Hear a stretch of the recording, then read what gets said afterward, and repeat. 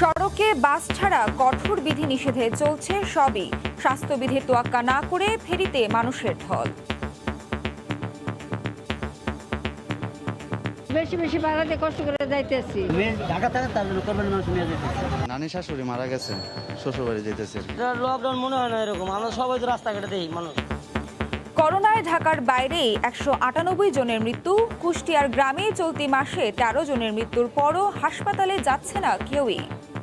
নিজেই ধরো ওখানে রাখলে পারে মানে কেউ ওখানে নিজেই মারি যাবে। ওরা যদি একটু পরীক্ষা করে, একটু স্বাস্থ্য সচেতন হয়, আর বাইরে গেলে মাস্ক ব্যবহার করা, দোকান পাশারে ওরা অবাধে চলাফেরা অন্তত না করতে পারে। কালকে আমার বিয়েটা আইসিইউর জন্য মারা গেল। ডাক্তার কি বাঁচাতে পারবে আমাদেরকে? বাঁচাতে পারবে উপরআল্লাহ। এখন বেশি মারা যাচ্ছেন মাঝবয়সীরাই। ভারতীয় ধরনী কারণ। তরুণদের মধ্যে তুলনামূলকভাবে বেশি। ইয়াংরা যেন মনে না করে যে আমরা মুক্ত আছি। দেখছিলেন প্রধান শিরোনাম, দুপুরের সময়ের সঙ্গে আছি আমি নাবিলা সোহার। এবার অন্যান্য শীর্ষ সংবাদ। যত কোভিড টিকা দরকার কিনবে সরকার, দেশেই হবে উৎপাদন। পরিবারের সবাইকে টিকার আওতায় আনার আহ্বান প্রধানমন্ত্রীর। অর্ধশত বছর পূর্ণ করলেন ডিজিটাল বাংলাদেশের কারিগর সজীব ওয়াজেদ জয়। তরুণদের দেখিয়েছেন প্রযুক্তির আলো। জন্মদিনের স্বাস্থ্যবিধি মেনে আওয়ামী লীগের বিভিন্ন আয়োজন। করোনার মধ্যে ডেঙ্গুর হানায় আতঙ্ক। রাজধানীতে নির্মাণাধীন ভবন মানেই এডিসের খোয়ার। অভিযানে গেলেই মিলছে লার্ভা। চট্টগ্রামে বিধিনিষেধ বিরোধী বিক্ষোভের নামে শিবিরের নাশকতার পরিকল্পনা ভেস্তে দিল পুলিশ। ঢাকা চট্টগ্রাম কক্সবাজার মহাসড়ক দখলের ষড়যন্ত্রের সময় গ্রেফতার 19।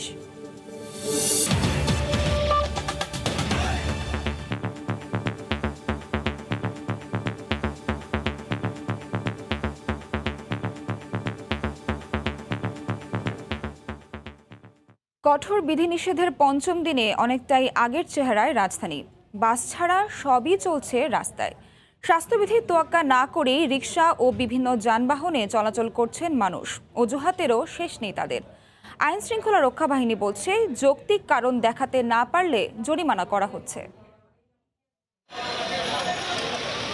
করোনা সংক্রমণ রোধে দেশে কাগজে কলমে কঠোর বিধিনিষেধ চললেও বাস্তব চিত্র এমনই। রাজধানীতে গাদাগাদি ঠাসাঠাসি করে চলছে ভ্যান ও রিকশা, যেখানে উল্টা সংক্রমণ বাড়ার আশঙ্কা অনেক বেশি। রাস্তায় বের হওয়া যাত্রীরা বলছেন, অফিস খোলা, তাই বাধ্য হয়ে তাদের বের হতে হয়েছে। গণপরিবহন না থাকার সুযোগে 8 থেকে 10 গুণ বেশি ভাড়া দিতে হচ্ছে বলে অভিযোগ তাদের। আমরা যেভাবে প্রত্যেকদিন অফিস করতেছি, ভ্যানে রিক্সায় করে অন্তত আমাদের 5 থেকে 10 গুণ বেশি ভাড়া হইতেছে। ক্ষতিগ্রস্ত আমরা। 1 টাকার ভাড়া, শনি টাকা 10 টাকা ভাড়া, আমি 80 টাকা দিয়ে আসছি। এখান থেকে ভাড়া সম্ভব সর্বোচ্চ হলে 30 থেকে 35, 400 টাকা যাচ্ছে। ব্যক্তিগত গাড়ির চাপ বেড়েছে ঢাকার প্রবেশ মুখগুলোতেও। সেখানে পুলিশের চেকপোস্ট থাকলেও নানা অজুহাত দিয়ে চলাচল করতে দেখা যায় যাত্রীদের। মারা গেছে লোক, যাইতে তো হইবই। আমরা 1.5 তারিখ শেষ, আমার বাধ্যতামূলক যাইতে হইব। মানুষ যদি স্বতঃস্ফূর্তভাবে এটাকে মানতো, ঘরে থাকতো, তাহলে না এটার ফিডব্যাক পেতাম আমরা। কিন্তু সেটা তো হচ্ছে না, মানুষ ঠিকই বেরোচ্ছে। ট্রাফিক পুলিশ বলছে, চলমান কঠোর বিধিনিষেধে গেল 4 দিনের তুলনায় মঙ্গলবার সড়কে যানবাহনের সংখ্যা বেড়েছে। তবে যৌক্তিক কারণ না দেখাতে পারলে জরিমানার আওতায় আনা হচ্ছে। যারা অজুহাত দিচ্ছে, সঠিক কারণ দর্শাতে পারতেছে না, আমরা আইনের আওতায় নিয়ে আসতেছি। সবচেয়ে বেশি চেষ্টা করতেছি তাদের বোঝানোর, যেন তারা বাসায় থাকে। এদিকে মঙ্গলবার ঢাকার বাইরের সড়কেও সাধারণ মানুষ ও যানবাহন ছিল তুলনামূলক বেশি। চট্টগ্রাম, খুলনা, রাজশাহী ও ময়মনসিংহ শহরে কঠোর বিধিনিষেধের মধ্যে চলতে দেখা যায় অটোরিকশা সহ বিপুল সংখ্যক ব্যক্তিগত গাড়ি। মাহমুদ রাকিব, সময় সংবাদ, ঢাকা। কঠোর বিধিনিষেধের খবর জানাতে এই মুহূর্তে রাজধানীর আব্দুল্লাপুর আছেন রিপোর্টার কামরুল হাসান সবুজ এবং চট্টগ্রামে জিসি মোড়ে আছেন রিপোর্টার কমল দে। সরাসরি যুক্ত হব তাদের সাথে। প্রথমে যাচ্ছি সবুজের কাছে। সবুজ, কঠোর বিধিনিষেধের যে চলমান যে কঠোর বিধিনিষেধ, সেই বিধিনিষেধের পঞ্চম দিনে এই দুপুরবেলায় কিন্তু রাজধানীর যে আব্দুল্লাপুরের যে চিত্র, সেই আব্দুল্লাপুরের চিত্রটা কিন্তু মোটামুটি স্বাভাবিক সময়ের মতোই দেখা যাচ্ছে। এখানে যারা বিশেষ করে পায়ে হেঁটে চলছেন কিংবা কাছাকাছি গন্তব্যে যাচ্ছেন তারা কিন্তু কোনো ধরনের তাদের ভেতরে আসলে সতর্কতামূলক কোনো ব্যবস্থা আমরা দেখিনি, অর্থাৎ মাস্ক পরার ক্ষেত্রেও যেমনটা যেন তেন একটা ব্যাপার তাদের ভেতরে, এবং অনেক ক্ষেত্রে তারা যে দূরত্ব, সামাজিক দূরত্ব, এটা তো আসলে খুব কম সময়ই দেখা যায় যেখানে জনগণ যেখানে একটু বেশি সেখানে। তবে এখানে যে পুলিশের তৎপরতা আছে সেই তৎপরতাটা আছে, অর্থাৎ গাড়ি চেক করা বা যানবাহনগুলো চেক করার জন্য কিন্তু পুলিশ বেশ তৎপর, এবং সেই তৎপরতার জায়গা থেকে তারা বিভিন্ন ধরনের যুক্তি শুনতে পাচ্ছেন এবং শুনছেন। এর ভেতর দিয়েই কিন্তু এই চেকপোস্টে, অর্থাৎ আবদুল্লাপুর মোড়ের চেকপোস্টে ৪৫টি গাড়ি কিন্তু অযৌক্তিক কারণে বের হওয়ায় তাদের বিরুদ্ধে কিন্তু মামলা সহ আইনানুগ যে ব্যবস্থা আছে সেই ব্যবস্থাগুলো নেওয়া হয়েছে।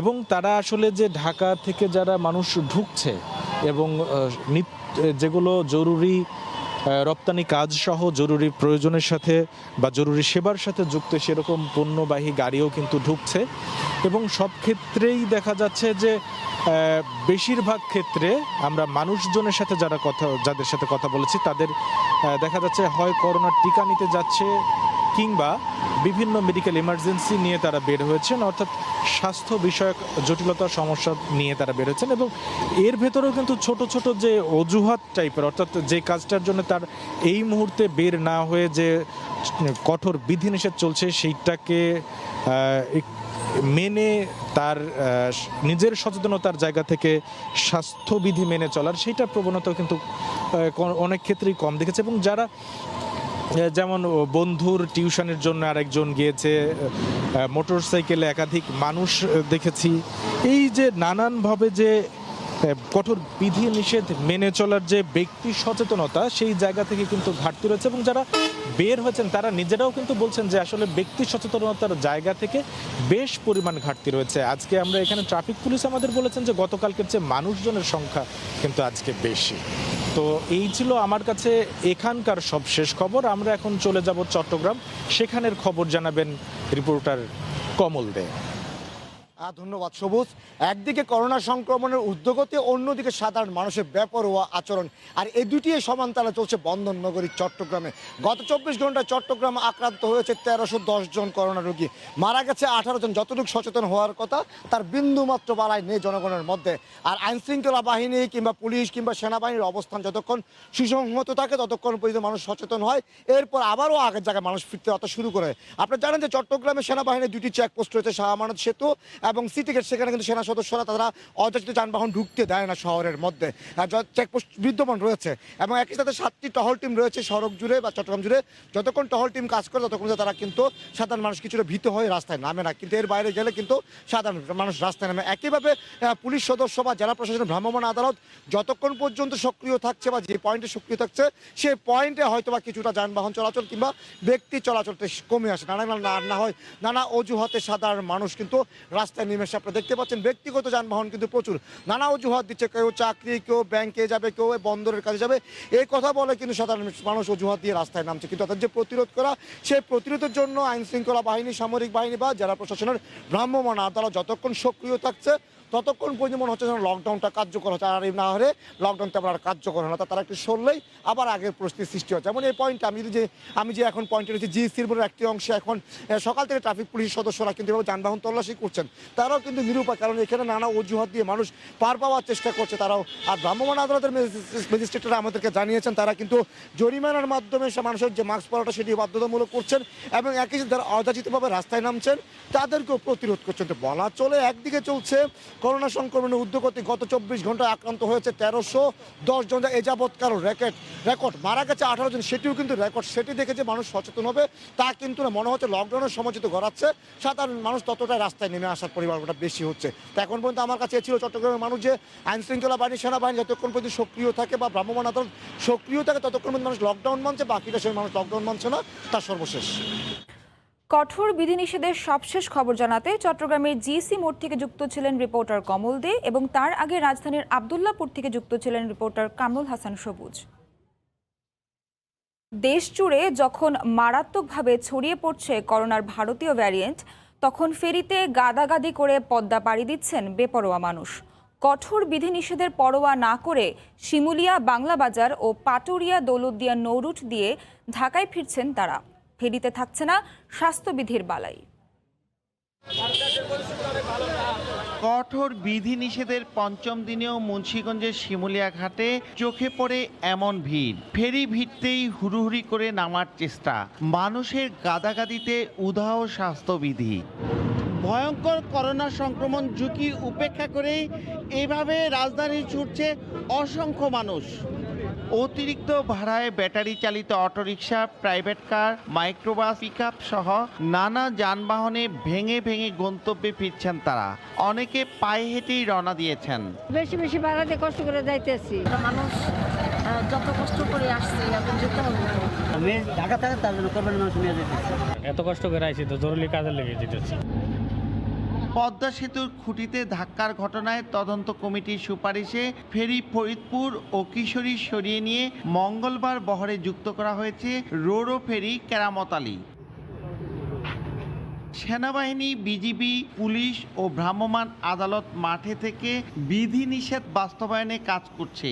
দায়িত্বরত নির্বাহী ম্যাজিস্ট্রেট বললেন, অপ্রয়োজনে যাতায়াতকারীদের জরিমানা করা হচ্ছে। মানুষজন গাদাগাদি করে আসছে, সেটা ফেরি কর্তৃপক্ষ যদি বিষয়টা সুষ্ঠুভাবে দেখে তাহলে আমাদের জন্য সহজ হবে লকডাউনটা এনশিওর করা। একই চিত্র পাটুরিয়া দৌলতদিয়া ফেরি রুটেও। কঠোর বিধিনিষেধের মধ্যেও রয়েছে ঢাকায় ফেরা মানুষের ভিড়। নাসিরউদ্দিন উজ্জ্বল, সময় সংবাদ।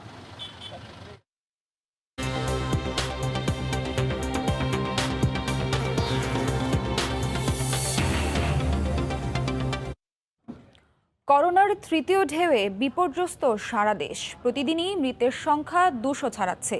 সীমান্ত জেলাগুলোতে সংক্রমণ আর মৃত্যুর হার ভয়াবহ রূপ নিয়েছে। এ অবস্থায় রোগীর অস্বাভাবিক চাপে হাসপাতালগুলোর বেসামাল অবস্থা। 24 ঘন্টায় ঢাকার বাইরে মারা গেছেন 2 শতাধিক। শনাক্তের হার সবচেয়ে বেশি বরিশালে 50%। ব্যুরো ও জেলা প্রতিনিধিদের পাঠানো তথ্য ও ছবি নিয়ে রিপোর্ট। ঈদের পর থেকেই করোনা পরিস্থিতি আবারও নিয়ন্ত্রণহীন। সংক্রমণ দাপিয়ে বেড়াচ্ছে এখন শহর থেকে গ্রামাঞ্চলে। প্রতিদিনই সংক্রমণের সাথে সাথে মৃত্যুর সংখ্যাও বাড়ছে আশঙ্কাজনকভাবে। হাসপাতালগুলোতে বাড়ছে আইসিইউর জন্য হাহাকার। প্রিয়জনকে বাঁচাতে স্বজনরা অক্সিজেন আর আইসিইউর খোঁজে ছুটোছুটি করছেন এক হাসপাতাল থেকে আরেক হাসপাতালে। কুষ্টিয়ায় গত 24 ঘন্টায় 22 জনের মৃত্যু হয়েছে। এদের মধ্যে 18 জনের করোনা পজিটিভ ও 4 জনের করোনা উপসর্গ ছিল। 675 জনের নমুনা পরীক্ষা, 253 জনের নতুন করে করোনা শনাক্ত হয়েছে। আক্রান্তের হার 37.48%। 2 দিন নিচে থাকার পরে বেড পাইছি। ওষুধ পানিগুলো যদি বাড়িতে যেগুলো কিনা লাগছে এগুলো যদি হাসপাতাল কর্তৃপক্ষ আমাদের দিত, আমাদের থেকে আর কি আসলে একটু ভালো হতো আর কি। রাজশাহী মেডিকেল কলেজ হাসপাতালের করোনা ইউনিটে 24 ঘন্টায় 21 জনের মৃত্যু হয়েছে। এর মধ্যে রাজশাহীরই 7 জন। একদিনে এই হাসপাতালের করোনা ইউনিটে ভর্তি হয়েছেন 55 জন। চাপটা একটু বেশি, মারা যাচ্ছে অনেক। এক আল্লাহ ছাড়া কেউ পারবে না এই করোনা থামাতে। ময়মনসিংহ মেডিকেল কলেজ হাসপাতালের করোনা ইউনিটে একদিনে করোনা ও উপসর্গ নিয়ে 19 জনের মৃত্যু হয়েছে। আক্রান্তের হার 25.53%। শ্বাসকষ্ট অনেক, কিন্তু অক্সিজেন মাঝে মাঝে কেউ পাচ্ছে কেউ পাচ্ছে না। গেলে না ডাইরেক্ট না করে আইসিইউ নাই। কালকে আমার বিয়েটা আইসিইউর জন্য মারা গেল। এমন একটা পর্যায়ে হাসপাতালে তারা ভর্তি হচ্ছে, কোনো কিছু ব্যবস্থাপনা দেওয়ার আগেই তারা মৃত্যুবরণ করতেছে। চট্টগ্রামে করোনা সংক্রমিত হয়ে একদিনে সর্বোচ্চ মৃত্যু ও আক্রান্তের ঘটনা ঘটেছে। জেলায় সর্বোচ্চ 18 জনের মৃত্যু হয়েছে। আক্রান্তের হার 38%। সাইডে চলে আসছে যে অক্সিজেন জরুরি লাগবে, ইমার্জেন্সি। বুকে কফ জাম হয়ে গেছে, তাই কথাবার্তা বলতে পারতেছি না। দেশের উত্তর ও দক্ষিণাঞ্চলে করোনা আক্রান্ত ও উপসর্গে মারা গেছেন 39 জন। এর মধ্যে বরিশালেই মারা গেছেন 16 জন, আর বগুড়ায় 12 জন ও খুলনায় 11 জনের মৃত্যু হয়েছে। 3 ঘন্টা লাগে এটা অক্সিজেন শেষ হইতে, কিন্তু 3 ঘন্টার ভিতরে পাওয়া যায় না। যে চাপ, সেই চাপে এই সিলিন্ডারটা কভার হয় না। ইমার্জেন্সি রোগী আপনার 60-এর নিচে আছে, এখনো একটা সিলিন্ডার পাইতেছি না।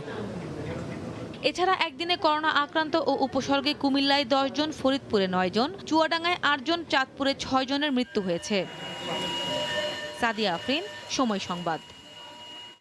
করোনা সংক্রমণ রোধে করণীয় নিয়ে সচিবালয়ের সরকারের উচ্চ পর্যায়ে বৈঠক চলছে। সেখানে আছেন রিপোর্টার এহসান জুয়েল। বিস্তারিত জানতে সরাসরি যাচ্ছি তার কাছে।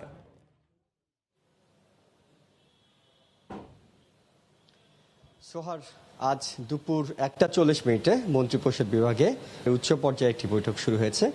যে বৈঠকের মূল উদ্দেশ্য হলো দেশে যে লকডাউন পরিস্থিতি চলছে, এই লকডাউনের চলমান পরিস্থিতিতে কিন্তু করোনা সংক্রমণ এবং মৃত্যুর সংখ্যা কোনোটাই কমানো যাচ্ছে না।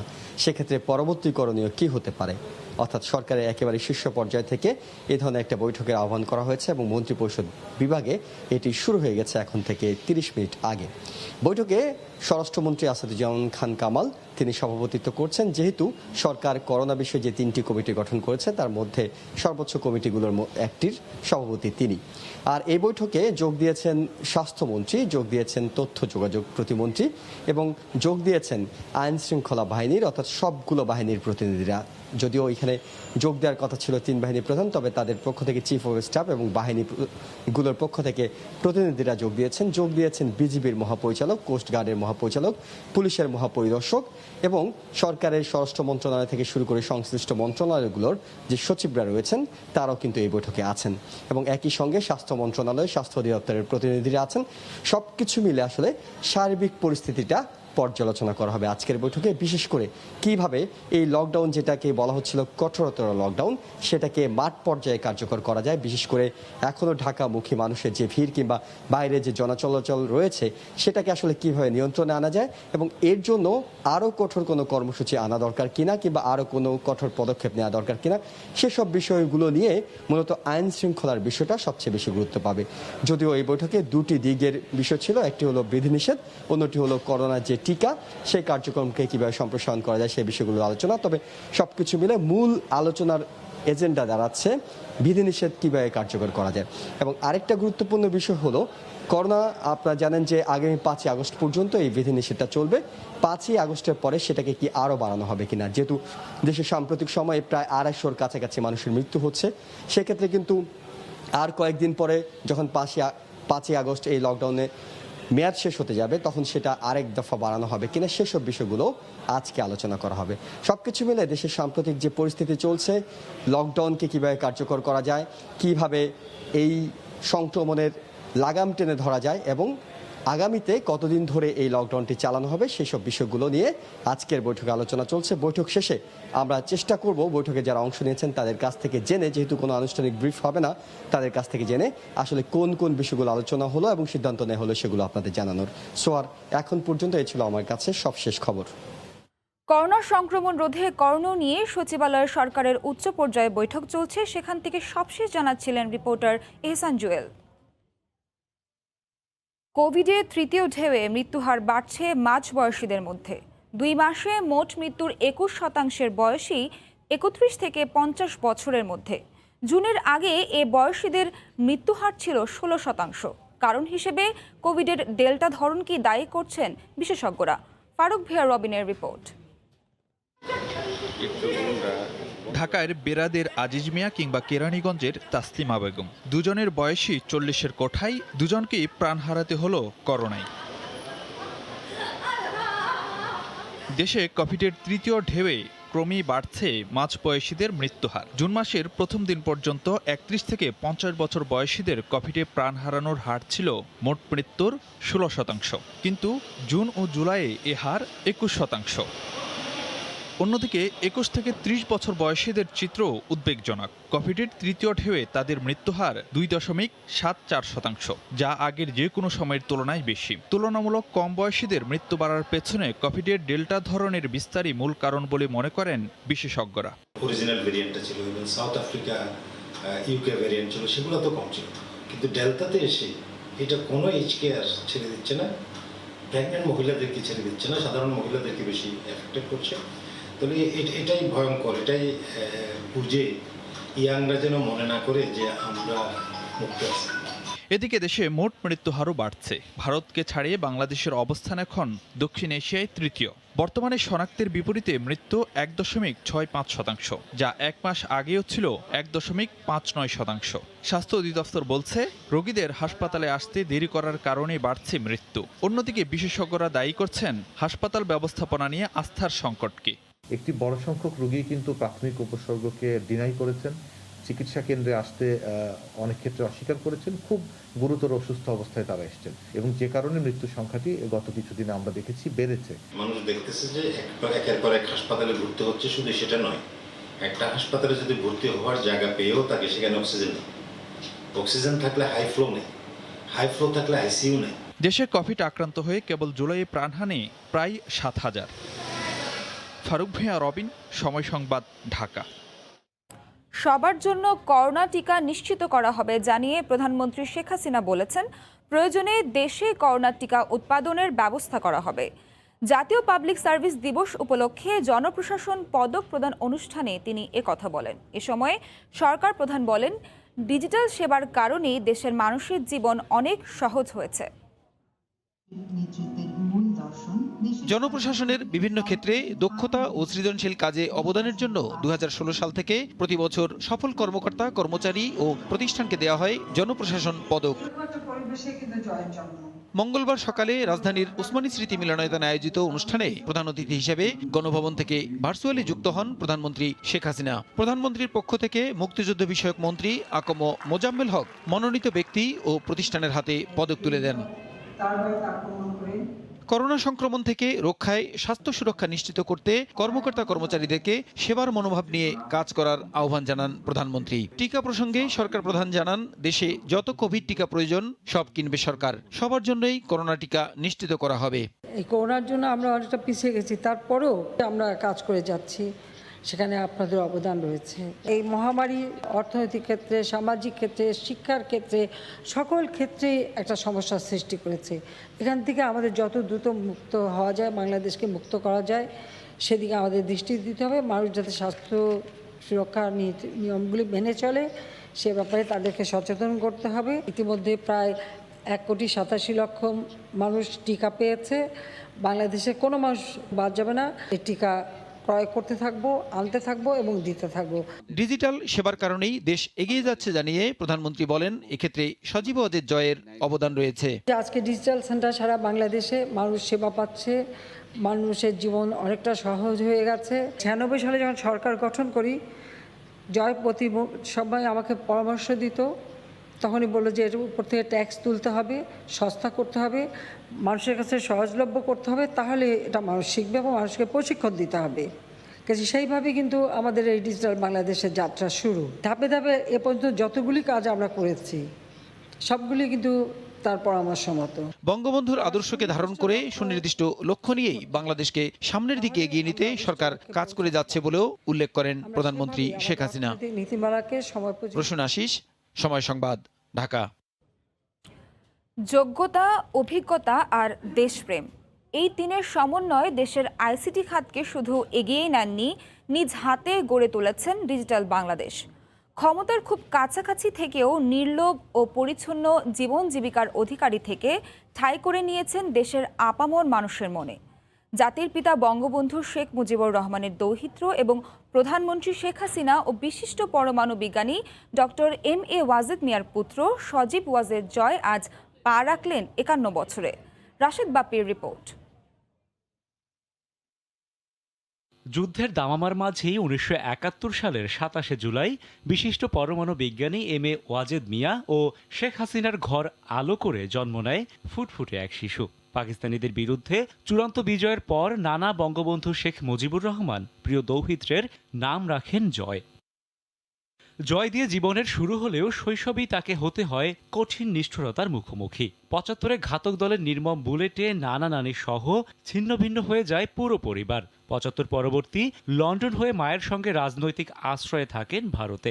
পড়াশোনা করেন বিশ্বের প্রসিদ্ধ সব বিদ্যাপীঠে। নিজেকে গড়ে তোলেন একজন প্রতিষ্ঠিত কম্পিউটার প্রকৌশলী হিসেবে।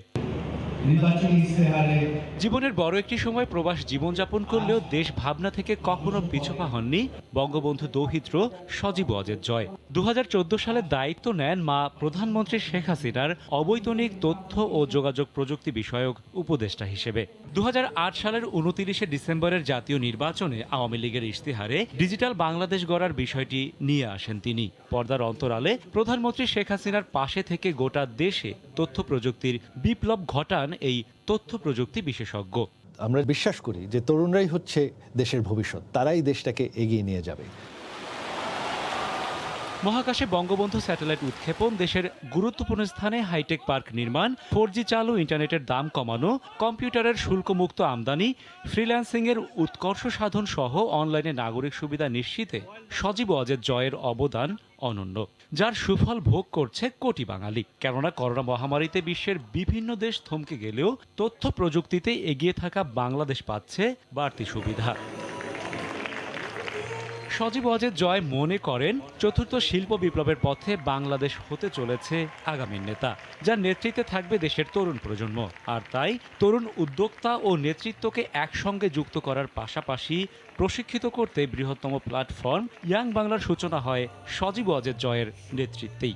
আমার জানা মতে পৃথিবীতে আর কোনো দেশ নেই যে এত অল্প সময়ের মধ্যে নিজেকে ডিজিটাইজ করেছে।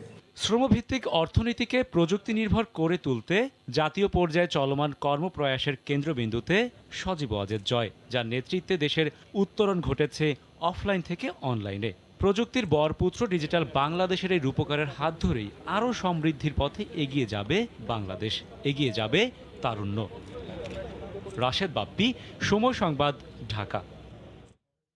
প্রধানমন্ত্রী তথ্য ও যোগাযোগ প্রযুক্তি বিষয়ক উপদেষ্টা সজীব ওয়াজেদ জয়ের ৫১তম জন্মদিন উপলক্ষে মিলাদ মাহফিল ও দোয়ার আয়োজন করেছে আওয়ামী যুবলীগ। দুপুরে রাজধানীর বঙ্গবন্ধু অ্যাভিনিউতে দলের কেন্দ্রীয় কার্যালয়ে আয়োজিত অনুষ্ঠানে যোগ দেন কেন্দ্রীয় নেতারা। এতে সজীব ওয়াজেদ জয়ের দীর্ঘায়ু কামনা করে মোনাজাত করা হয়। মিলাদ মাহফিলে উপস্থিত ছিলেন সংগঠনের সাধারণ সম্পাদক মাইনুল হোসেন খান নিখিল। পরে জয়ের জন্মদিন উপলক্ষে রাজধানীর গুলিস্তান মহানগর নাট্যমঞ্চ প্রাঙ্গণে বৃক্ষরোপণ করা হয়।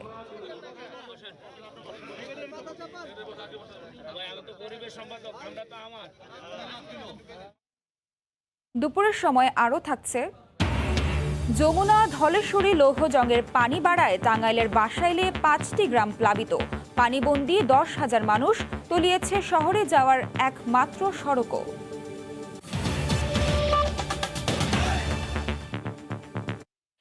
করোনার মধ্যেই ডেঙ্গুর হানায় আতঙ্কে রাজধানীবাসী। নির্মাণাধীন ভবনে গেলেই মিলছে এডিসের লার্ভা। ঢাকার ২ সিটিতে দ্বিতীয় দফায় চিরুনি অভিযানের প্রথম দিন বেশ কয়েকটি ভবনের মালিককে জরিমানা করা হয়। কিন্তু সাধারণ মানুষ সচেতন না হলে পরিস্থিতি নিয়ন্ত্রণে রাখা সম্ভব হবে না বলে জানিয়েছেন নগর কর্তৃপক্ষ। নির্মাণাধীন ভবনে দীর্ঘদিন ধরে জমে থাকা পানি এবং আবর্জনা মিলেমিশে একাকার। এর থেকেই তৈরি হচ্ছে এডিসের লার্ভা, যা মারাত্মক স্বাস্থ্য ঝুঁকির কারণ। নগরবাসী বলছেন, নিজে সচেতন হয়েও পাশের ভবনের কারণে ডেঙ্গু আক্রান্তের ঝুঁকিতে আছেন তারা।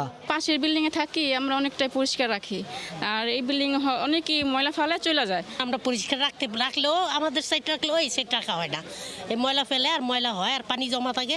আমার এই যে এখানে একটা পানি জমতো, এটা আমি বালি দিয়ে ভর্তি করে দিচ্ছি। যেসব ভবনে এডিসের লার্ভা পাওয়া যাচ্ছে সেই ভবনের মালিককে জরিমানা করছেন ভ্রাম্যমাণ আদালত। আমরা যতগুলো ভবনে ঘুরেছি, নির্মাণাধীন ভবনেই আমরা লার্ভা পেয়েছি, পানি পেয়েছি। এটা মালিককে যদি পাই আমরা এখনই মোবাইল কোর্টের আওতায় নিয়ে আসবো, মালিককে না পেলে আমরা নিয়মিত মামলা করব। দ্বিতীয় দফার চিরুনি অভিযানে প্রথম দিন মঙ্গলবার সকাল 10টা থেকে ঢাকা উত্তর সিটি কর্পোরেশনের 10টি অঞ্চলের 54টি ওয়ার্ডে ছেটানো হয় লার্ভিসাইড। একইভাবে অভিযান চলে ঢাকা দক্ষিণ সিটি কর্পোরেশনেও। গত বছর মশক নিধনে ওষুধের কার্যকারিতা নিয়ে যে প্রশ্ন উঠেছিল, এবার সে বিষয়ে সতর্ক অবস্থানের কথা জানিয়েছেন ডিএনসিসির প্রধান স্বাস্থ্য কর্মকর্তা। 3টা ল্যাবে এটা পরীক্ষা করা হয়, আইডিসিআরে করা হয়, প্ল্যান্ট প্রোটেকশনে করা হয়, জাহাঙ্গীরনগর ইউনিভার্সিটির ল্যাবে করা হয়। কাজেই আমরা শতভাগ নিশ্চিত না হয়ে ওষুধকে আমরা মাঠে প্রয়োগ করি না। কোনো ভবন থেকে ম্যানেজার বা কর্মীরা পালিয়ে যাচ্ছে, আমরা সেই সকল ভবন মালিকদের বিরুদ্ধে নিয়মিত মামলা দেওয়ার জন্য নির্দেশ দিয়েছি এবং যেখানে যাকে যে অবস্থায় পাওয়া যাবে আইন তার নিজস্ব গতিতে চলবে। শুক্রবার বিরতি দিয়ে ঢাকা উত্তর সিটি কর্পোরেশনে আগামী 7 আগস্ট এবং দক্ষিণ সিটি কর্পোরেশনে আগামী 17 আগস্ট পর্যন্ত চলবে এই অভিযান। বেলায়েত হুসাইন, সময় সংবাদ, ঢাকা। লকডাউন বিরোধিতার নামে বৃহত্তর চট্টগ্রামে জামায়াত শিবিরের বড় ধরনের নাশকতার পরিকল্পনা নস্যাৎ করে দিয়েছে পুলিশ। ঢাকা চট্টগ্রাম এবং চট্টগ্রাম কক্সবাজার মহাসড়ক অবরোধ করার পাশাপাশি সরকারি স্থাপনায় হামলার পরিকল্পনা নিয়েছিল তারা। চট্টগ্রাম অংশে নাশকতার পরিকল্পনার সময়ে 19 জনকে আটকের পর বের হয়ে আসছে চাঞ্চল্যকর তথ্য। শাখাউত টিপুর ক্যামেরায় বিস্তারিত জানাচ্ছেন কমল দেব। গত কয়েকদিন ধরে বিভিন্ন দেশে লকডাউন বিরোধী বিক্ষোভ চলছে। সেই ইস্যুকে সামনে রেখে বাংলাদেশে বড় ধরনের নাশকতার পরিকল্পনা নিয়েছিল জামায়াত শিবিরের নেতা কর্মীরা, কিন্তু সোমবার রাতে পুলিশের বিশেষ অভিযানে আপাতত সেই পরিকল্পনা নস্যাৎ হয়ে গেছে। চট্টগ্রাম অংশে নাশকতা সৃষ্টির পরিকল্পনার গোপন বৈঠকে হানা দিয়ে সংগঠনটির 19 জন নেতাকর্মীকে আটক করে। তাদের প্ল্যান ছিল চলমান লকডাউনকে ঘিরে দেশে একটি অস্থিতিশীল পরিস্থিতি সৃষ্টির জন্য চট্টগ্রাম কক্সবাজার মহাসড়ক কিংবা কোনো সরকারি স্থাপনায় একটি নাশকতামূলক কর্মকাণ্ড ঘটিয়ে চট্টগ্রামে একটি বিশৃঙ্খল পরিস্থিতি সৃষ্টি করা। মূলত ঢাকা চট্টগ্রাম এবং চট্টগ্রাম কক্সবাজার মহাসড়কে অবস্থান নেওয়ার পাশাপাশি সরকারি স্থাপনা ছিল তাদের হামলার প্রধান লক্ষ্যবস্তু। জিজ্ঞাসাবাদে এমন তথ্য পেয়েছে পুলিশ। জড়ো হয়ে তারা যে কোনো নাশকতার পরিকল্পনা অথবা এই যে চলমান যে লকডাউন আছে, লকডাউন বিরোধী কর্মকাণ্ড পরিচালনা করতে পারে, এই সংবাদের ভিত্তিতে আমরা অভিযান করি এবং তাদেরকে আটক করি। বেশ কবছর আত্মগোপনে থাকার পর এই নাশকতার মাধ্যমে আবারও প্রকাশ্যে আসার পরিকল্পনা ছিল তাদের। 19 জনকে আটকের ঘটনায় নগরীর চাঁদগাঁও থানায় পৃথক 2টি মামলা দায়ের করেছে পুলিশ। কমল দে, সময় সংবাদ, চট্টগ্রাম। সৌদি আরব থেকে আমদানিকৃত প্লাস্টিকের দানা চট্টগ্রাম বন্দরে লোড করার পর চালক যান ঘুমাতে। এই সুযোগে হেলপার কাভার্ড ভ্যান সহ 334 বস্তা পণ্য চুরি করে উধাও। নোয়াখালী এবং লক্ষ্মীপুরে অভিযান চালিয়ে উদ্ধার করা হয়েছে প্রায় 30 লাখ টাকা মূল্যের চোরাই পণ্য। উদ্ধার করা হয়েছে কাভার্ড ভ্যানটিও। গ্রেফতার করা হয়েছে 2 জনকে। এই ধরনের চুরি রোধে পণ্য বোঝাই গাড়ি জিপিএস সিস্টেমের আওতায় আনার পরামর্শ পুলিশের। বুলবুল রেজার রিপোর্ট। চট্টগ্রাম বন্দরে এই কাভার্ড ভ্যানটিতে 334 বস্তা প্লাস্টিকের দানা লোডিং শেষে চালক ঘুমাতে যান। হেলপার এই সুযোগে পণ্য বোঝাই ভ্যানটি চুরি করে রওনা হন ঢাকার উদ্দেশ্যে। পুলিশকে বিষয়টি জানানোর পর যাত্রাবাড়ির ধলপুরে আটক করা হয় ভ্যানটি। গ্রেফতার করা হয় 2 জনকে। হেলপারের দেয়া তথ্যে নোয়াখালী এবং লক্ষ্মীপুরে অভিযান চালিয়ে উদ্ধার করা হয় চোরাই পণ্যগুলো। চট্টগ্রাম থেকে ঢাকায় আসার পথে তারা পণ্যগুলো লুকিয়েছিল সেখানে। সৌদি আরব থেকে এক ব্যবসায়ী প্রায় 30 লাখ টাকার প্লাস্টিকের দানা আমদানির পর একটি ট্রান্সপোর্ট কোম্পানির হাতে তুলে দিয়েছিলেন। চালানটি পৌঁছে দেওয়ার কথা ছিল গাজীপুরে। বিভিন্ন পরিবহন কোম্পানিতে চালকের সহযোগী হিসেবে কাজ করলেও গ্রেফতার 2 জনই পণ্য বোঝাই পিকআপ ও কাভার্ড ভ্যান চুরির সঙ্গে জড়িত থাকার তথ্য পেয়েছে পুলিশ। মূলত তার সহযোগীদেরকে নিয়ে সে এই কাজটুকু করত এবং সে যেটা করত, সে এই মালামালগুলি নিয়ে সে বিভিন্ন জায়গায় প্রথমে স্টোর করত। তারপর ওখান থেকে সে স্টোর করে সেখান থেকে সে কিছু ব্যবসায়ী সে খুঁজতো যে যাদের কাছে সেই কাঁচামালগুলি বিক্রি করতে পারবে, অল্প অল্প করে তাদের কাছে সে পৌঁছিয়ে দিত টাকার বিনিময়ে। তো এইভাবে দেখা গেছে যে আমদানিকারকের বিপুল পরিমাণ অর্থের ক্ষতি হয়। এই ধরনের চুরি রোধে গাড়ি জিপিএস সার্ভিসের আওতায় আনার অনুরোধ পুলিশের। পরিবহন মালিক যারা আছেন তারা প্রত্যেকটা পরিবহনের যদি জিপিএস সিস্টেমটা তারা যদি লাগিয়ে নেন, তাহলে হয়তো আমরা খুব সহজেই পরিবহনটাকে শনাক্ত করতে সক্ষম হব। এই চক্রের সঙ্গে জড়িত আরও 2 জনের নাম পেয়েছে পুলিশ। তাদের ধরতে অভিযান অব্যাহত আছে। চক্রের 2 জনকে আমরা বুলবুল রেজা, সময় সংবাদ, ঢাকা। দুপুরের সময় আরও থাকছে বিদেশি বিনিয়োগে পুরোপুরি নিরাপদ বাংলাদেশ। নিউ ইয়র্কে বিএসইসির রোড শোতে দেশি প্রবাসী ব্যবসায়ীদের মিলন মেলা। দেশের উন্নয়নে সবাইকে ভূমিকা রাখার আহ্বান।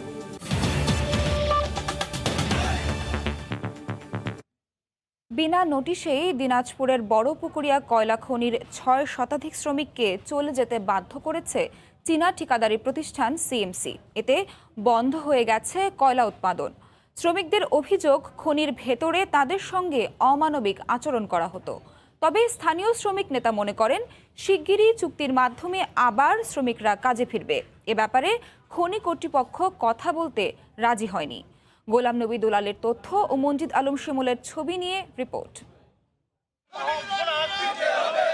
দিনাজপুর বড়পুকুরিয়া কয়লা খনিতে কোনো নোটিশ ছাড়াই চীনের ঠিকাদারি প্রতিষ্ঠান সিএমসি করোনা পরিস্থিতির অজুহাত দেখিয়ে রোববার ও সোমবার 6 শতাধিক খনি শ্রমিককে চলে যেতে বাধ্য করে। এর ফলে কয়লা উৎপাদন বন্ধ হয়ে গেছে। খনি শ্রমিকরা জানান, খনি অভ্যন্তরে করোনার বিধিনিষেধ দিয়ে তাদের অবরুদ্ধ অবস্থায় মাসের পর মাস কয়লা উত্তোলনের কাজ করানো হয়। 10 আগস্ট পর্যন্ত চুক্তির মেয়াদ থাকলেও হঠাৎ গত 24 জুলাই আগাম কোনো নোটিশ না দিয়ে শ্রমিকদের খনি এলাকা ছেড়ে যেতে বলা হয়। প্রোডাকশন বন্ধ করে রাখছে, কি কারণে রাখছে, কেন রাখছে, এক অফিস জানে। কয়লা খনি উত্তোলন যদি তারা করে কি আমাদের ডাকে, যতদিন পর্যন্ত গেট খোলে নাই ততদিন পর্যন্ত আমরা শ্রমিক যাব না। এদিকে চীনা ঠিকাদারি প্রতিষ্ঠানের বিরুদ্ধে অমানবিক আচরণের অভিযোগ করেছেন শ্রমিকরা। নির্যাতনের কারণে আজ বড়পুকুরিয়া কয়লা খনির সকল শ্রমিক বের হয়ে আসছে। তবে স্থানীয় শ্রমিক নেতার আশা শিগগিরই চুক্তির মাধ্যমে শ্রমিকরা কাজে ফিরে আসবেন। 1-1.5 মাসের মধ্যেই তাদের কন্ট্রাক্ট আবারও তাদের কাছে আসবে আর কি, কারণ তারা ছাড়া অন্য কোনো ঠিকাদারি প্রতিষ্ঠান এখানে কাজ করতে আগ্রহী নয়। এ ব্যাপারে বড়পুকুরিয়া কোল মাইনিং কোম্পানি লিমিটেডের ব্যবস্থাপনা পরিচালক প্রকৌশলী মোহাম্মদ কামরুজ্জামান খানের সঙ্গে মোবাইল ফোনে বারবার যোগাযোগ করার চেষ্টা করা হলেও তিনি ফোন রিসিভ করেননি। খনি থেকে প্রতিদিন 3000 মেট্রিক টন কয়লা উত্তোলন করা হয়। সময় সংবাদ, দিনাজপুর। জোয়ারের তোড়ে নদ নদীর পানি বেড়ে টাঙ্গাইলের 10টি গ্রাম প্লাবিত হয়েছে। পানিবন্দী হয়ে পড়েছেন হাজার হাজার মানুষ। উপজেলা শহরে যাওয়ার একমাত্র রাস্তাটিও পানির নিচে। বর্ষার শুরু থেকেই টইটুম্বর টাঙ্গাইলের নদ নদীগুলো। এর মধ্যে পূর্ণিমার জোয়ারে যমুনা, ধলেশ্বরী ও লৌহজং নদীর পানি বেড়ে বিপদসীমার উপর দিয়ে প্রবাহিত হচ্ছে। এতে প্লাবিত হয়েছে বাসাইল উপজেলার কাঞ্চনপুর ইউনিয়নের বেশ কয়েকটি গ্রাম। পানিবন্দী হয়ে পড়েছেন 10,000 মানুষ। ফসলেরও ব্যাপক ক্ষতি হয়েছে। উপজেলা শহরে যাওয়ার একমাত্র রাস্তাটিও পানির নিচে। এতে কাঞ্চনপুর ইউনিয়ন উপজেলা শহর থেকে বিচ্ছিন্ন হয়ে পড়েছে। যাতায়াতের খুব কষ্ট হয়, এই পানিটা দীর্ঘদিন যাবৎ থাকে। গরু বাছুর নিয়ে, হাঁস মুরগি নিয়ে খুবই কষ্ট। নৌকা ছাড়া চলন যায় না, মারা গেলেও তো ওই অবস্থায় আপনার নৌকা নিয়ে যান নাকি। আমরা চেয়ারম্যান মেম্বার যারা আছেন তাদের দ্বারা আমরা একটু অবহেলিতই। মানুষের দুর্ভোগের কথা স্বীকার করে দ্রুত রাস্তা সংস্কারের কথা জানান স্থানীয় জনপ্রতিনিধি। প্রকল্পগুলো অলরেডি দিয়ে দিয়েছে এবং আমার বিশ্বাস আগামী বছরেই এই কাজগুলো যেহেতু চলমান আছে এই কাজগুলো সম্পন্ন হবে। কাঞ্চনপুর ইউনিয়নে প্রায় 30,000 মানুষের বসবাস। ইতোমধ্যে ইউনিয়নের 22টি গ্রামের 10টি বন্যা কবলিত। সময় সংবাদ, টাঙ্গাইল। আবারও করোনা প্রসঙ্গ। কুষ্টিয়ার এক গ্রামে করোনায় ও উপসর্গ নিয়ে 13 জনের মৃত্যুর পরও হাসপাতালে যাচ্ছেন না রোগীরা। দৌলতপুর উপজেলার লক্ষ্মীপুর গ্রামবাসীর ধারণা, হাসপাতালে গেলেই মৃত্যু নিশ্চিত। এ অবস্থায় সাধারণ মানুষকে সচেতন করা হবে বলে জানান উপজেলা স্বাস্থ্য কর্মকর্তা। বাবুল হোসেনের ছবি ও এস.এম. রাশেদের তথ্য নিয়ে রিপোর্ট। কুষ্টিয়ার দৌলতপুর উপজেলার প্রত্যন্ত গ্রাম লক্ষ্মীপুর। 4000 লোকের গ্রামটিতে 90% মানুষই কৃষিকাজ করে জীবিকা নির্বাহ করেন। জুলাইয়ের শুরুতে গ্রামের গৃহিণী খোদেজা খাতুন গুরুতর অসুস্থ হয়ে পড়লে তাকে ঢাকায় সোহরাওয়ার্দী হাসপাতালে ভর্তি করা হয়। 4 জুলাই করোনায় আক্রান্ত হয়েই তার মৃত্যু হয়। এভাবে 22 দিনে একই গ্রামে 12 জন করোনায় আক্রান্ত হয়ে এবং একজন উপসর্গ নিয়ে মারা যান। হাসপাতালে নিয়ে যাবো রোগীটা, নিজেই ধরো ওখানে রাখলে পারে কেউ নিজেই মারি দেবে ডাক্তাররা বেশি। এইটাই বড় সন্দেহ। আর সর্দি কাশি জ্বর যাই হোক না কেন, ওরা যদি একটু পরীক্ষা করে, একটু স্বাস্থ্য সচেতন হয়, আর বাইরে গেলে মাস্ক ব্যবহার করা, দোকান পাশারে ওরা অবাধে চলাফেরা অন্তত না করতে পারে। উপসর্গ থাকলেও গুজব আর কুসংস্কারের কারণে গুরুতর অসুস্থ না হওয়া পর্যন্ত হাসপাতালে চিকিৎসা নিতেও যান না। গ্রামে কেউই মাস্ক পরেন না কিংবা অন্য কোনো স্বাস্থ্যবিধিও মেনে চলেন না। শিশুদের নিয়ে ভয়ে বসবাস করছেন গ্রামের নারীরা। তবে করোনা মহামারীর হাত থেকে রক্ষার জন্য সহায়তার দাবি নিরীহ গ্রামবাসীর। স্বাস্থ্যবিধিতে যারা নিয়োজিত আছেন তারা আমাদের গ্রামে এসে পর্যবেক্ষণ করি আমাদের মানুষকে, এই অশিক্ষিত মানুষকে সচেতন করার জন্য আমি উদাত্ত আহ্বান জানাচ্ছি। লক্ষ্মীপুর গ্রামের মৃত্যু ও রোগীদের তথ্য নিয়ে দ্রুত সচেতনতা ও চিকিৎসার ব্যবস্থা করা হবে বলে জানান স্বাস্থ্য কর্মকর্তা। তথ্য নিতে হবে, কে মারা গেল, কি কারণ, ভয়ভীতিটা যদি কিছুটা দূর হয়, প্রাথমিক পর্যায়ে আসলে আমরা তখন অন্তত দেখে তাদের চিকিৎসাটা দিয়ে একটা ব্যবস্থা নিতে পারবো। দৌলতপুর স্বাস্থ্য কমপ্লেক্সের তথ্য মতে লক্ষ্মীপুর গ্রামে 8 জন করোনা আক্রান্ত রোগীকে আইসোলেশনে রেখে চিকিৎসা দেয়া হচ্ছে। সময় সংবাদ। বাংলাদেশে বিদেশি বিনিয়োগ পুরোপুরি নিরাপদ বলে মন্তব্য করেছেন ব্যবসায়ীরা। তারা বলছেন, বিনিয়োগের অপার সম্ভাবনার জায়গা বাংলাদেশ। সোমবার যুক্তরাষ্ট্রের নিউ ইয়র্কে বাংলাদেশ সিকিউরিটিজ এক্সচেঞ্জ কমিশন আয়োজিত অর্থনৈতিক বিষয়ক সপ্তাহব্যাপী রোড শোর প্রথম দিনে এ কথা বলেন তারা। নিউ ইয়র্ক থেকে আরও জানাচ্ছেন হাসানুজ্জামান সাকি। নিউ ইয়র্কে হল ভর্তি অসংখ্য মানুষ। এদের অর্ধেক এসেছেন বাংলাদেশ থেকে, বাকিরা প্রবাসী বাংলাদেশি। বাংলাদেশের ব্যবসায়ীরা যেমন বলছেন দেশে বিনিয়োগের সুষ্ঠু পরিবেশের কথা, তেমনি প্রবাসীদেরও ছিল নানা প্রশ্ন। আমরা এসেছি এখানে সকল প্রশ্নের উত্তর দিতে এবং বাংলাদেশের যে গত এক দশকে যে অর্থনৈতিক বিপ্লব সাধিত হয়েছে, বাংলাদেশ যে তার সকল ইকোনমিক অ্যান্ড সোশিও ইকোনমিক ইন্ডিকেটরে খুবই ভালো করেছে। অনুষ্ঠানে প্রধানমন্ত্রীর বেসরকারি শিল্প ও বিনিয়োগ উপদেষ্টা সালমান এফ রহমান দেশের অর্থনৈতিক উন্নয়নে দেশি বিদেশি প্রবাসী সবাইকে এগিয়ে আসার আহ্বান জানান।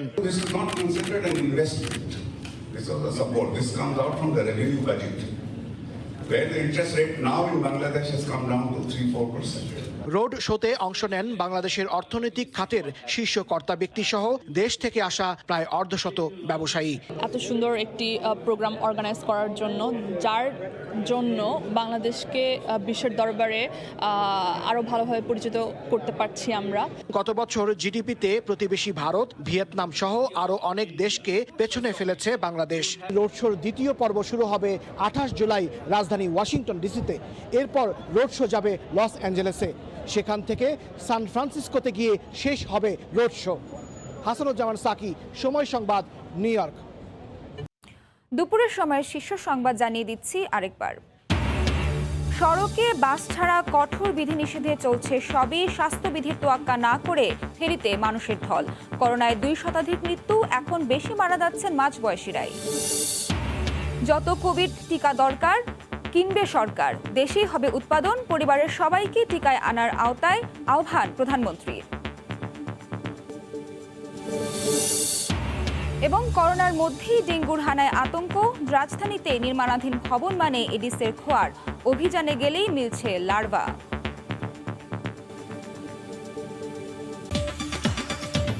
এই ছিল দুপুরের সময়ে, সঙ্গে থাকুন সময়ের।